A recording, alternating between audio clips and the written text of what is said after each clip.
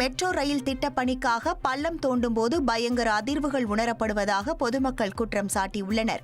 பூந்தமல்லி பரங்கிமலை இடையேயான 2ஆம் கட்ட மெட்ரோ திட்டத்திற்காக ஆலந்தூர் ரயில் நிலையத்திலிருந்து பரங்கிமலை ரயில் நிலையம் வரை பில்லர் அமைக்கும் பணி நடைபெற்று வருகிறது.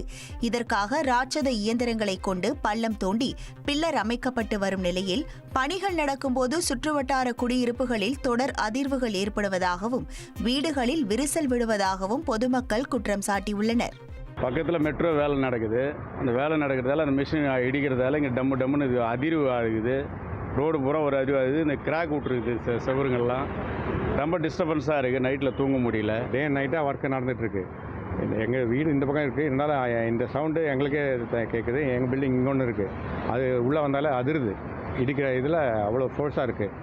அதெல்லாம் இது பண்ணுறதுக்கு ஏதாவது ஏற்பாடு பண்ணால் நல்லாயிருக்கும். பயமாக இருக்குது. பழைய பில்டிங்காக இருக்கிறதால இந்த அதிர்ச்சியில் ஏதாவது கிராக் விட்டதுன்னா அப்புறம் எங்களுக்கு தான் அது தலைவலி. அவங்க கம்னு விட்டுட்டு போயிடுவாங்க. சொல்லியிருக்கேன் ஏற்கனவே. அதெல்லாம் ஒன்றும் ஆகாதுங்க. நாங்கள் இங்கே பார்த்துட்டு தான் இருக்கோம், மானிட்டர் பண்ணிகிட்டு இருக்கோம் அப்படின்னு சொல்கிறாங்க. டே நைட்டு ட்ரில்லிங் போடுறாங்க. Heavy sound. டெப்த்து பாட்டுக்கு இப்போ 10-15 அடிக்கு மேலே டெப்த்து பண்ணி சுற்றி எங்கள் பில்டிங் பின்னால் சுற்றி மண் கொட்டி வச்சுருக்காங்க.